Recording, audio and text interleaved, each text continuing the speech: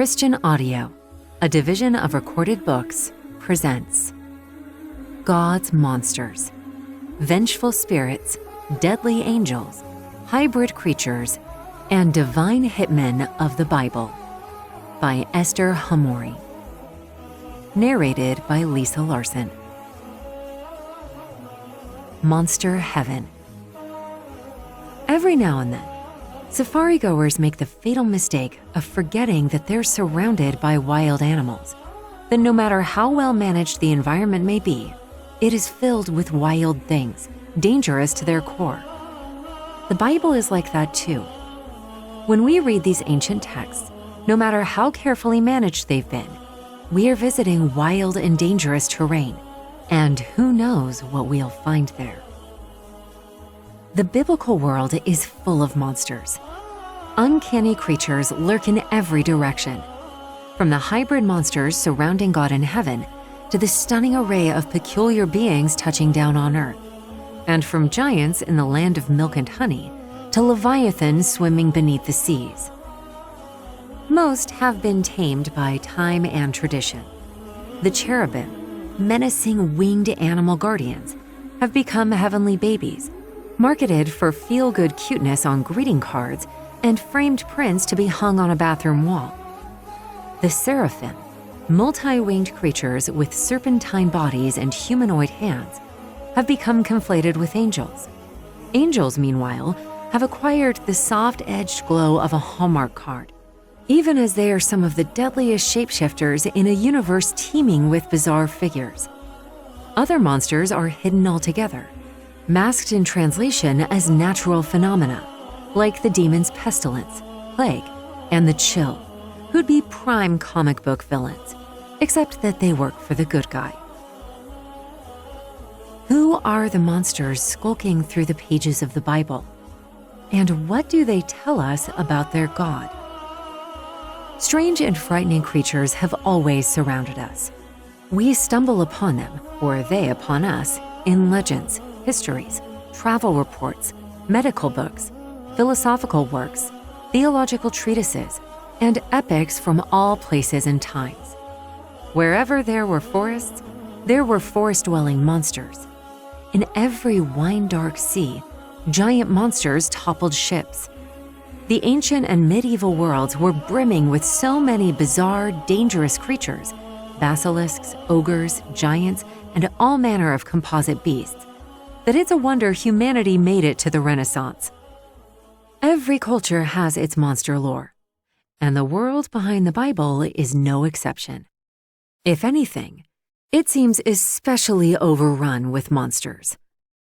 The Bible is a collection of texts from ancient Southwest Asia, formerly called the ancient Near East, mapping roughly onto the region known today as the Middle East.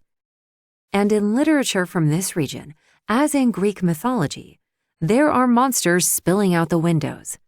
From Canaan to Mesopotamia, people wrote spectacular epics and poetic masterpieces about their gods, including the monstrous figures who served them, fought them, and ruled among them. Being divine, you see, was not in conflict with being a monster. The Bible is made up of diverse texts that were written by people trying to make sense of the world around them, including the heavens and the earth and all they contained.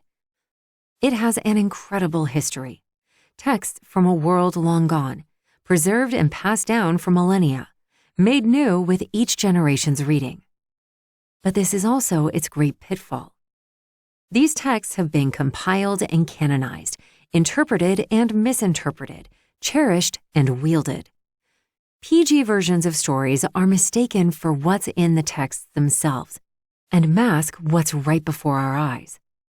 The Bible has been domesticated, along with the eerie creatures within. Familiar images like seraphim winging and singing, and peaceful divine messengers ascending and descending might register to the modern reader as what is in the Bible. But beware. In those pages, monsters play freely, wreaking havoc and bringing death and destruction to their divinely chosen targets. Monsters of the Bible can indeed demonstrate something about the nature of the biblical God. But be prepared. God's nature isn't always so benevolent. In fact, this God may be the monster of monsters. The biblical God and his entourage of monsters. As the biblical monster population comes into focus, one chilling element stands out. The most dangerous of these monsters are in God's employ. They're not his opponents, they're his entourage. He's the one who sends hybrid creatures on the attack, who commands forces of demons and dispatches vengeful spirits, who repeatedly orchestrates the mass slaughter of civilians by his divine hitmen, angelic and otherwise. God is surrounded by bizarre, monstrous creatures, and they commit remarkably violent acts on his command. In fact, every single type of divine being that is shown acting in the service of God in the Bible threatens, injures, tortures, or kills on his behalf. Some are exclusively violent, like the Destroyer. Others have multifaceted roles, like angels, who appear perfectly docile when performing one aspect of their job, but create mass carnage when doing another. Each type of divine being in God's service has its own profile, its characteristic set of job responsibilities, and every one of them includes doing the boss's dirty work. This is the heavenly retinue we'll meet in the first part of this book. Terrifying, serpentine seraphim flap around God's throne and burn a witness with glowing coals. Hybrid cherubim serve as monstrous bouncers and bodyguards.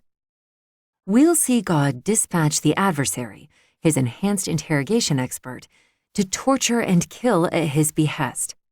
We'll watch as God deploys stealthy spirits as psyop specialists to manipulate and gaslight his targets.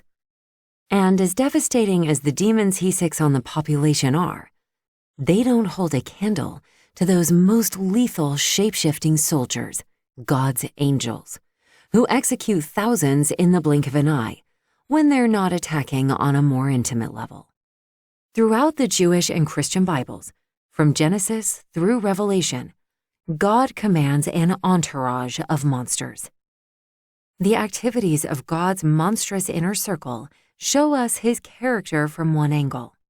The intense, heated dynamics between God and the monsters outside of his entourage show us another. The ancient authors understood something about the world. These portraits of God's monsters aren't primitive theological drawings over which we can, with relief, superimpose the neater pictures of later theology, where good and evil are clearly distinguished. The heavens are filled with God's goodness. All harm is attributed to another hand, and everyone colors inside the lines. These ancient thinkers recognized that the world can be a sinister and dangerous place. They saw all around themselves the reality of chaos, pain, grief, violence, and fear.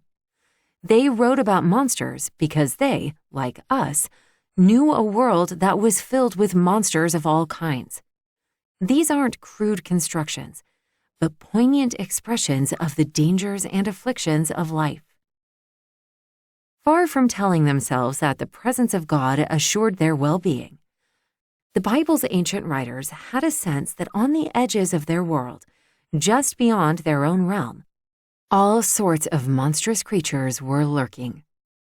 Let's meet them now, and the complicated, some might even say monstrous, God who puts them to use. Part 1. God's Entourage. 1. Seraphim. On a 110-degree night in July 1945, the USS Indianapolis was struck by torpedoes and sank in the Philippine Sea. Among 1,195 crew members, some 900 made it through the initial disaster, only to end up struggling for their lives in the water. Many died of their injuries, dehydration, and drowning. And then there were the mass shark attacks. Corporal Edgar Harrell described what it was like to see the fins coming toward him in the water, to see a shipmate alive one day and recognize what remained of his corpse the next, to hear blood-curdling screams cut through the sounds of the wind and sea. By the time rescue came, there were only 316 survivors. 72 years later, when the wreckage was found, Harrell said the trauma lived on. The crew members' ordeal, almost inconceivable in its layered horrors, seems to follow the contours of a story in the book of Numbers in the Bible. The Israelites narrowly escaped Pharaoh's army, only to find themselves dying in the desert, trudging through the scorching heat without water, stricken with disease, with no help in sight. Many are lost. Numbers chapters 11 through 20. Those who remain lament that it would have been better to die in Egypt, where they had been enslaved. And then come the snakes. Poisonous snakes swarm among them, biting and killing a huge number. Chapter 21, verses 4 through 9. From how far away could they see the snakes slithering toward them? Did they witness family and friends attacked and dying? Did they hear screams? It's easy to blithely bypass the horror of biblical stories. Too often, we chalk it up to being a necessary element of some kind of morality tale. But other great literature of the ancient world doesn't sacrifice meaningful engagement with human drama for the sake of a neat moral. Why expect less of the Bible? Whatever the Bible means to you as a reader, let's begin with the assumption that this literature too is richly textured, filled with the ancient writers' poignant reflections on the human condition. The story of the mass snake attack in the desert is horrifying. The people would be terrified, traumatized. What does a story this appalling reveal of the writer's thoughts about their God? Wait, you might think, why are we talking about snakes? It's because these particular snakes are sent by God to attack and kill God's people. And these snakes have a special name: seraphim. What's in a name? The best-known seraphim of the Bible are the heavenly creatures in the prophet Isaiah's vision of God seated on his throne, surrounded by winged seraphim who cry, "Holy, holy, holy." Isaiah chapter 6, verse 1. They're often mistaken for angels, but originally they weren't angels at all. Not only that, they're not even the main type of seraphim in the Bible. They're a small part of a network of related creatures, all called seraphim. Like many famous figures, they have some skeletons in the closet. The word seraphim appears in most English Bibles only in Isaiah's vision. In the original Hebrew, though, seraphim appear in several other texts too, and each time they're a type of deadly serpent. Translators of the Bible handle this in a variety of ways, but rarely by using the word seraphim as they do in Isaiah chapter 6. This is a glaring example of a principle that my students would tell you I never tire of talking about. All translation is interpretation.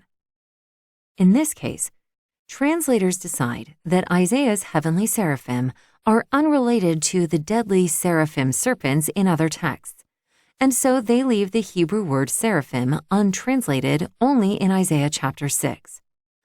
Readers then have the impression that these creatures are unconnected.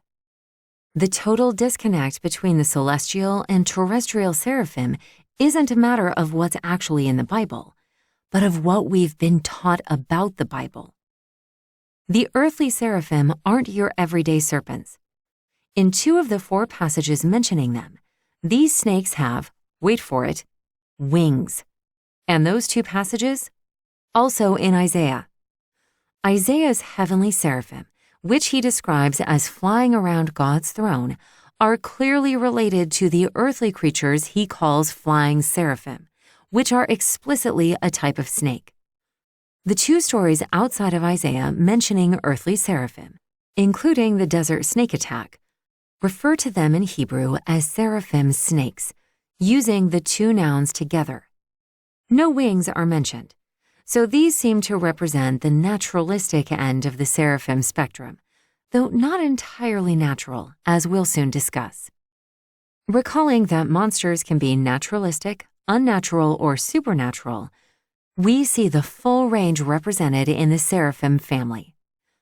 It's like the spectrum within the scary canine genre, from Cujo, naturalistic but not entirely natural, to werewolves, unnatural hybrid creatures on Earth, to hellhounds, supernatural monsters residing in another realm.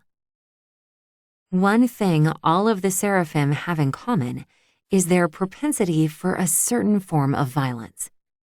We see it in every text where they appear, and even in their name. The Hebrew word saraph, singular of seraphim, suggests burning.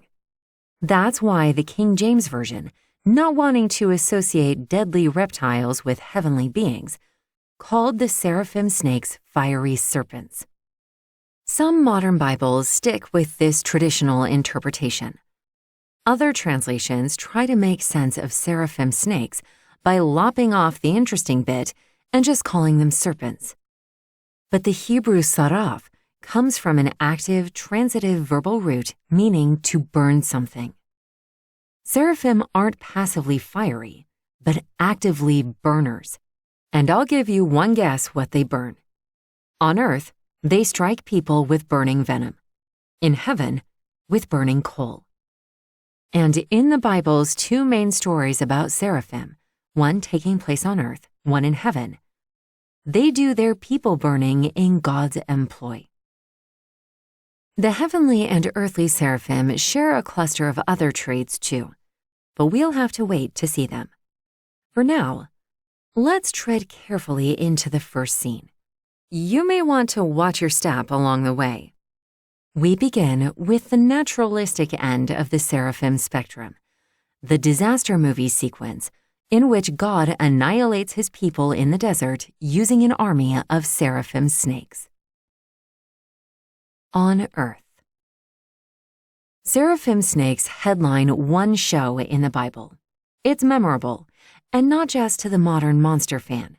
Later biblical writers allude to it too, and the clearer the picture becomes, both of that story and of the allusions that follow, the more disturbing it gets. Snakes on a plane. This isn't the first time the people following Moses through the desert lament that it would have been better for them to die in Egypt. The previous time, God replied with a diatribe in which he vowed to make them wander for 40 years, including multiple versions of "Your dead bodies shall fall in this wilderness." Numbers chapter 14, verses 26 through 35. So the people wander on, desperate for water, many perishing along the way. They grieve for their lives. They have no food other than manna, which we later find out is not all it's cracked up to be. They cry out, "Why have you brought us up out of Egypt to die in the wilderness?" God responds essentially, "Oh yeah? I'll show you death in the wilderness." He then sends seraphim snakes to bite the people, many of whom die. Stricken with fear and venom, the people quickly repent and ask Moses to prevail upon God to get rid of the snakes. God responds, but not by getting rid of the snakes. Instead, he tells Moses to make a seraph. Moses will turn out conveniently to have some bronze on hand and pop it on a pole, explaining that anyone lying around bitten and dying will be able to look up at it and live. Chapter 21, verses 4 through 9. God has just performed mass execution by snake. Some people are healed at the end of the story, but for many, this divine help comes too late. God offers a way to heal those not yet dead from their snake bites, and everyone lives happily ever after, except for all of the people who just got killed, and their families, and the people who just saw their fellow wanderers killed in a mass poisonous snake attack. What sparked this lethal act? The people complained, sure, but the appropriate response to that isn't usually mass slaughter. Perhaps it was what they were complaining about. The people lamented that they were dying in the wilderness, and to be fair, they were. The common defense of God's actions, that the people lacked faith or gratitude, doesn't actually do much in service of God's reputation. This isn't a capital offense. It might provoke a ruler's indignation, though. God lashes out like an oversensitive dictator. If the people lack gratitude, they have good cause. The broader story of the Israelites' wanderings is traditionally spun as if the wilderness was terrible and dangerous, but God protected them. But in this story, it's God who made the wilderness terrible and dangerous for the people. The desert would have been harsh enough without God sicking his attack snakes on the ailing wanderers. One of my earliest memories is of attending a school movie night at the age of 6, sitting on a blanket on the floor of the gym, terrified out of my mind. We watched Lost in the Desert, 1969, possibly not the most judicious choice for the event. There's a single scorpion in the film, as I recall all too vividly, and it appears of its own volition, as non-biblical bugs generally do. The horror in our current story surpasses this. The people lost in the desert are killed when their deity intentionally sends a horde of poisonous creatures to attack them. This divine assault is nothing short of terrifying. The snakes bear only some responsibility here. They're venomous, and God has sent them precisely for this reason. The mob boss who sends killers out to do a job for him is no less responsible for the outcome than those who work under him. This is not God's finest hour.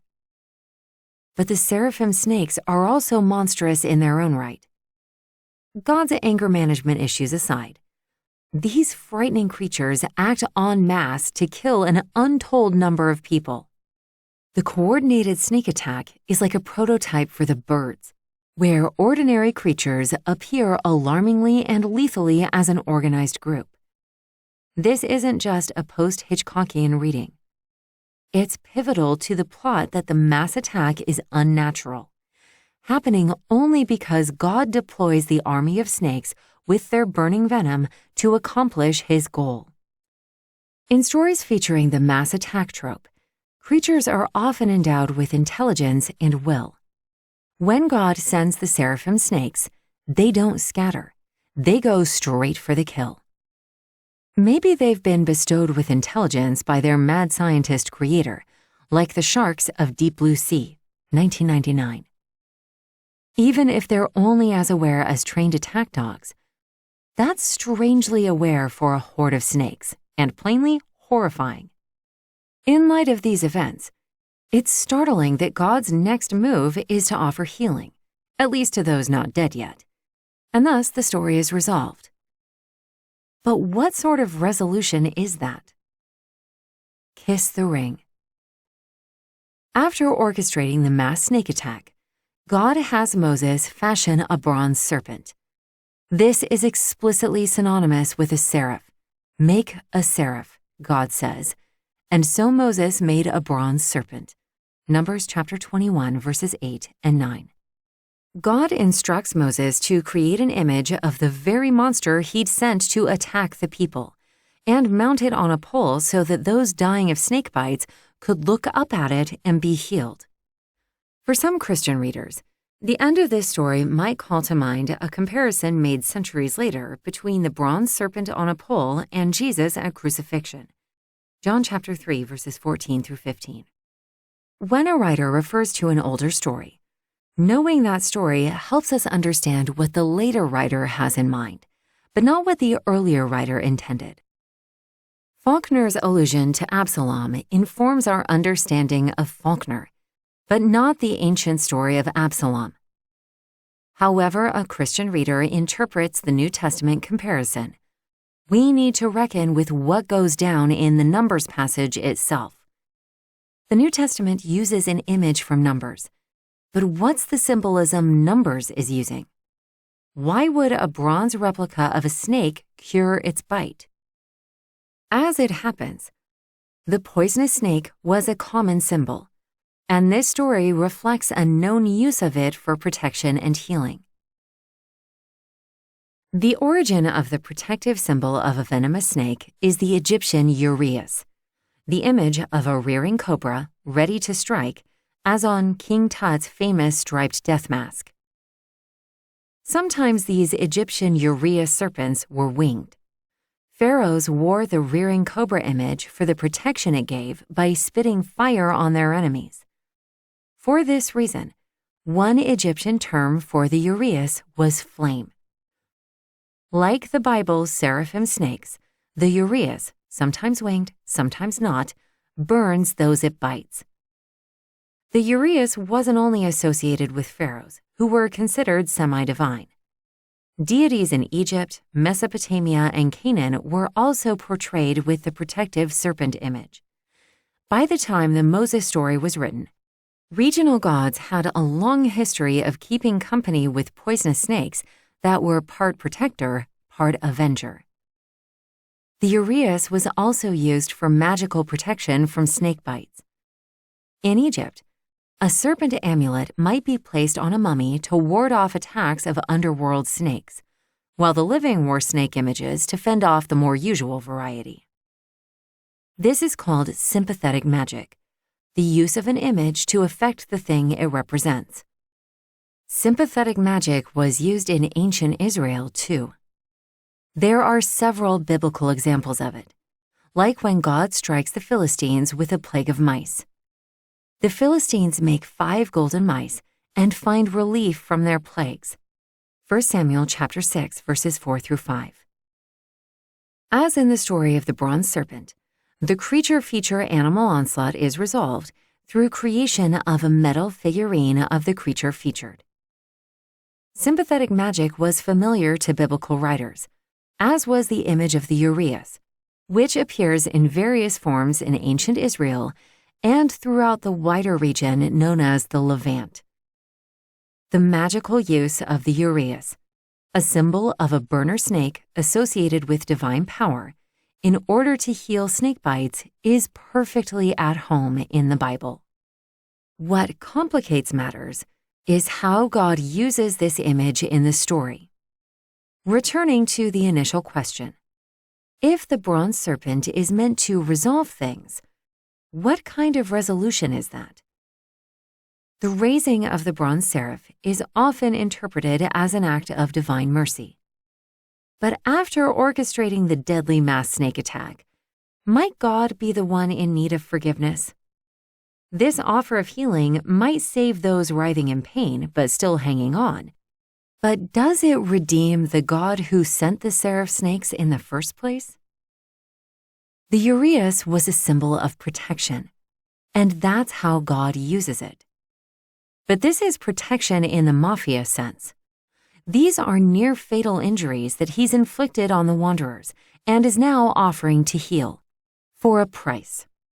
Incensed at the people's insubordination, the Godfather sends his heavies to do his dirty work. After the people are satisfactorily beaten down, he extorts protection. "Pay homage to me," he says, "and I will protect you from the deadly assault of those I sent to kill you."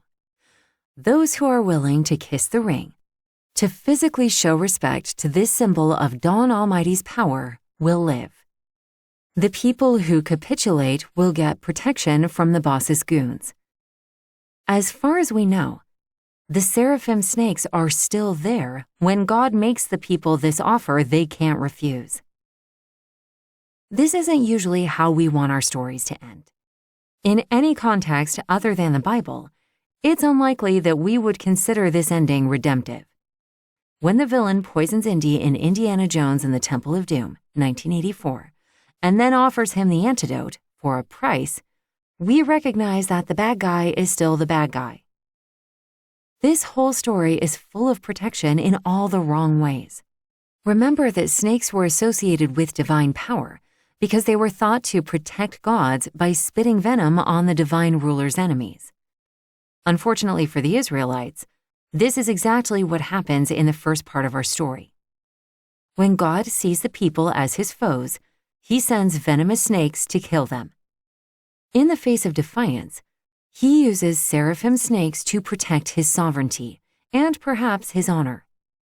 In the second part of the story, he uses the bronze seraph to offer the dying survivors a chance for protection from his own entourage.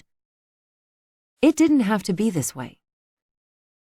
After these events in the Book of Numbers, we never witness another encounter with the deadly seraphim snakes of the desert. But there are 3 additional passing references to them, each time in the context of a verbal threat against those who might dare to oppose God. Live and let die. The first of these is in a speech Moses makes to the Israelites. He reminds the people of the great snake attack in the desert, referencing it as a threat to keep them on the straight and narrow. To the reader's good fortune, Moses' speech also gives us some new information, the inside scoop about God's motivations. Moses begins his speech by exhorting the people to keep God's commandments so that they may live, not so that they may live long or so that they may live well, but merely so that they may live. Deuteronomy chapter 8, verse 1. Readers today may prefer a softer view, but no survivor of God's snake attack would misunderstand. Run afoul of this deity, and he might end you. Moses goes on to remind the people how God led them around the wilderness for 40 years in order to afflict them. Yep, that's literally what the Hebrew word means, and to test whether they would follow his commands. Chapter 8, verses 2 through 3. Among the afflictions, God starved them and then gave them strange food. Moses emphasizes the manna's strangeness. As another story explains, the very name manna comes from the question, what is that? Exodus chapter 16, verses 15 and 31. His blunt recap isn't the comforting tale we often hear, that God guided his people through the desert and provided miraculous food when they were starving. Nope. God led them around the wilderness, starved them, and then gave them weird food, all explicitly in order to afflict them. Deuteronomy chapter 8, verse 16. I remember the dismay and concern on my young child's face the first time we gave him a taste of baby-friendly strawberry puree. He looked both aghast at the unfamiliar flavor and confused and hurt that we would betray him this way. This is roughly how Bible sanitizing traditions make the manna story theologically palatable. That the food was good, but unfamiliar, and the spiritually immature Israelites failed to appreciate it. But that's not what happens in the Bible. Everything, from the wilderness wandering and starvation right down to the manna itself, is all part of God's intentionally harming his people. If we recall that the people's lament about starvation and strange food was what sparked the mass snake attack in the first place, it's beginning to look an awful lot like they had good reason to lament. As Moses wraps up his reminders of Israel's afflictions at the hands of God, he issues a warning. Watch yourself, lest you neglect the commandments and forget the God who led you around in the great and terrible wilderness with seraph snake and scorpion. Chapter 8, verse 15. Otherwise, Moses warns, God will destroy you Israelites just like he destroys other nations who don't obey him. Chapter 8, verses 19 through 20. This threatening reminder of the seraphim snakes, bookended by blunt reminders of the divinely orchestrated travails that led to the snake attack in the first place, reads like a TV gangster cracking his knuckles to remind you of the last time he beat the daylights out of you. Moses cautions God's people, you'd better not forget the God who afflicted you and then sent snakes to attack you when you lamented about it. Obey God so that you may live. Otherwise, you won't. Stage directions. Hits lead pipe against palm. Beyond the full story of God's snake attack in the desert, and then Moses' threatening reminder of it, 2 references to desert seraphim appear in the poetry of Isaiah. These lines add a twist. These buggers can fly. Don't say I didn't warn you. One of Isaiah's references to flying seraphim snakes reads like a poetic version of Moses' speech, reminding the disobedient Israelites what could befall them in the desert. In this oracle, presented as God's own words through the prophet, Isaiah is warning Israel not to seek military support from Egypt because it would demonstrate lack of trust in God. Moreover, in order to carry payment to Egypt, they would have to make it through the dangerous desert. Isaiah introduces this warning as an oracle about the beasts of the Negev, and the final deadly beast he names is our old friend. In pursuit of the military alliance that would offend God, the Israelites would need to pass through a land of distress and anguish, from where come lion and lioness, viper and flying seraph, Isaiah chapter 30, verse 6, a reminder that should stop them cold. It's like God is saying, remember those seraphim serpents? I can do that again. Like Moses' menacing nod toward the seraphim snakes, Isaiah's also comes with the warning that God will destroy the Israelites if they don't follow his commandments. He begins by threatening that God will besiege Jerusalem and leave the people lying in the dust. Chapter 29, verses 2 through 4. Then immediately after the ominous reminder of the seraphim snakes, Isaiah accuses the Israelites of being rebellious and unwilling to listen to God. Chapter 30, verses 8 through 9. God's aggressive response to being ignored should be familiar by now. God has already committed mass slaughter by poisonous serpent, even as he keeps these seraphim snakes in his arsenal, reminding the people what very bad things can happen to them in the desert. Weapons of his rage. Then, in the midst of a long series of so-called oracles against the nations, where a prophet rails at one nation after another about all the terrible things God will do to them, Isaiah warns the people of Philistia not to get too comfortable. They've got one oppressive ruler down, says Isaiah, but more and worse will come. Do not rejoice, all you Philistines, that the rod that struck you is broken, for from the root of a snake will come forth a viper, and its offspring will be a flying seraph. Chapter 14, verse 29. We could write off this one-liner, the flying seraph snake serving as a metaphor for the harshest of rulers, the deadliest of three snakes, except that these oracles are all about the violence God will do to each nation. The details are gruesome. It's like Kaiser Sose's imposing emissary going around the room, telling each member of the crew in turn about the particular horrific consequences they'll face for not complying with his feared commander. The Usual Suspects, 1995. It begins with Babylon. God summons armies, the weapons of his rage, chapter 13, verse 5, against the Babylonians. Their hearts will melt. They'll be seized with pain like they're in labor, and they'll look at each other in horror, their faces aflame. Chapter 13, verses 7 through 8. Agonies await each nation. Assyria, Philistia, Moab, one by one around the room.